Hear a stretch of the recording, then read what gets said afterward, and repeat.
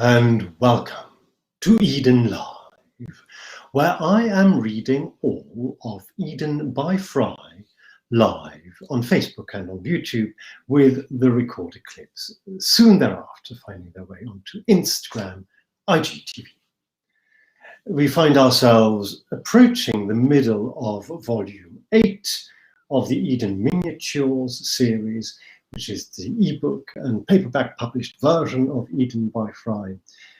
You can find Eden by FREI at edenbyfrei.net. The whole text is also published online in blog format. And this chapter is called Theory.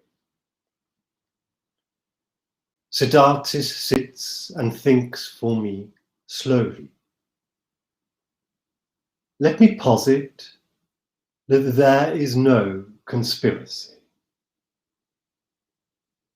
Where did you get your name from, I wonder?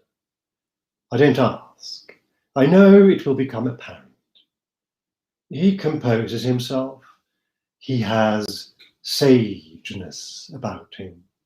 He reads my mind, listens to it more like, feels it. I went for a wander, he thinks back to me. I went for a wander, he thinks back to me, along a little lake, little compared to the big lakes where I come from. Where do you come from? I long to know. He stays tuned to my thoughts and replies without words. The other worlds are many, while the same worlds are few. Of course, you cannot know where I am from, even though you do. I am content with that for the time being, and so he continues. I do not know whether there are any conspiracies or whether there are not, and if there are, who is within them and who is without. There may be some, there may be many, there may be none. But let me posit that there are none. Let me imagine that what looks like people consciously, actively coming together to conspire is in fact no more and no less than a culture. A culture, I think, is a conspiracy. Exactly. Let me posit that the conspiracy is no more, and certainly no less, which is more grave, than a culture. A culture is a conspiracy.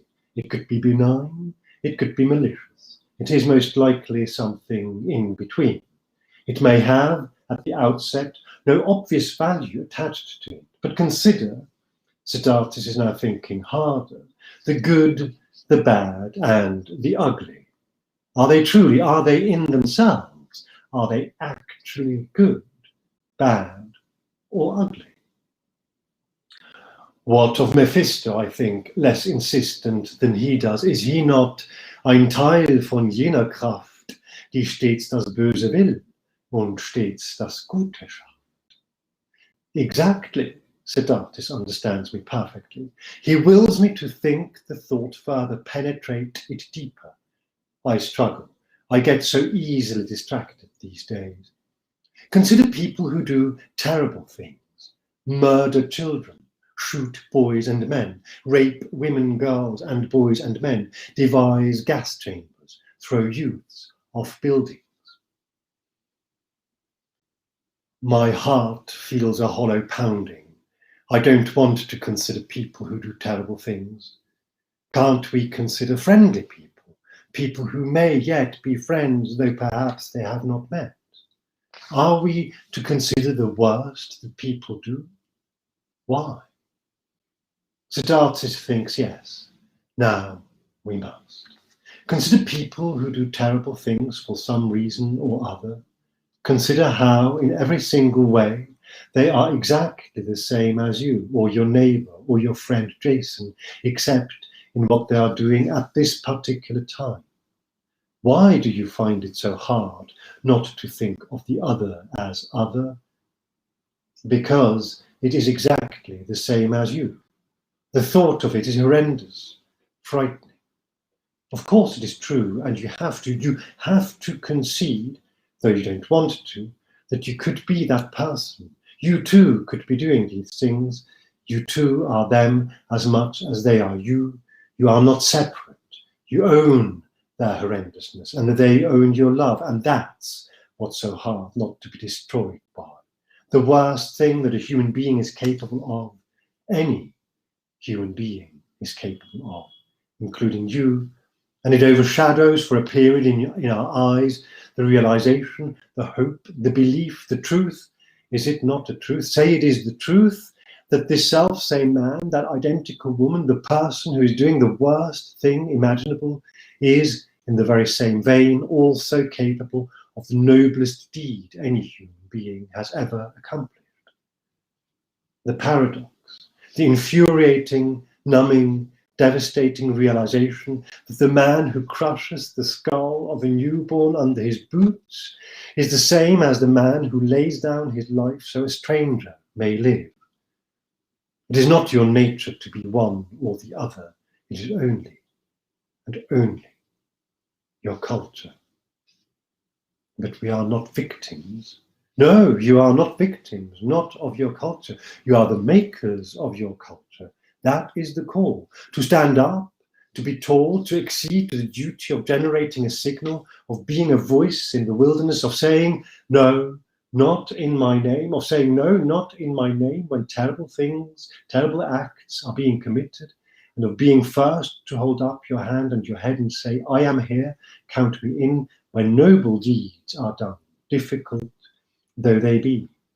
That is the choice. The choice is not between being born good or bad or potent or weak or ill or well or noble or savage. The choice is simply the culture you want to create. Sedartis falls silent. The thinking has quite exhausted him. I want him to stay by my side. His presence feels comforting now and serene. So much have I longed for this presence, comforting, safe, and serene. Let me posit that there is no conspiracy. Sedartis thinks slowly in the way only he can without saying the words. Let me assert that instead there is culture, and that the culture there is the world as it is when we're in it, and that being in it we are part of and therefore responsible for that culture. And when we give up our hope and say, that's just the way it is, then we have already lost. We have failed. We have yielded in resignation to the bad things that happen.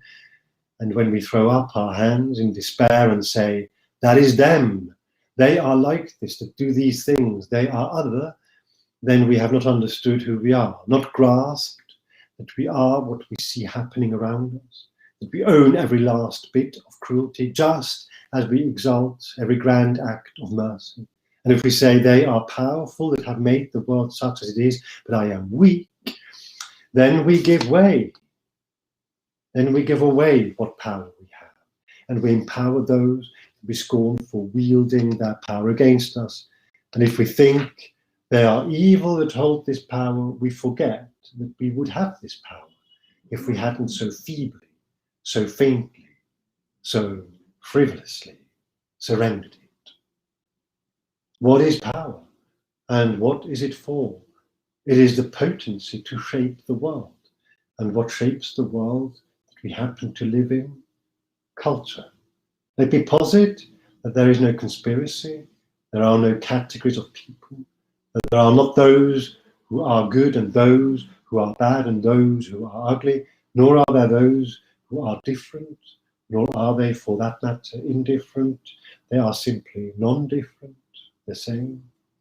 There is your human conscience, and there is the culture that you create in the world you inhabit. What world do you inhabit? I wonder, and think to myself, I could do with an ice cream now. So could I.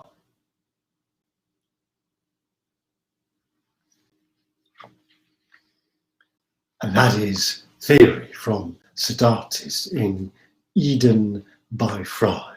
We continue next Monday, today being a Wednesday. I do this on a Monday and on a Wednesday at 6 p.m. London time, which is 6 p.m. Greenwich Mean Time, and we continue after the weekend on Monday with the chapter called Value. Until then, I hope you are able to enjoy the rest of the week and have a lovely weekend. Take good care. Love and let love, and see you very soon. Bye-bye.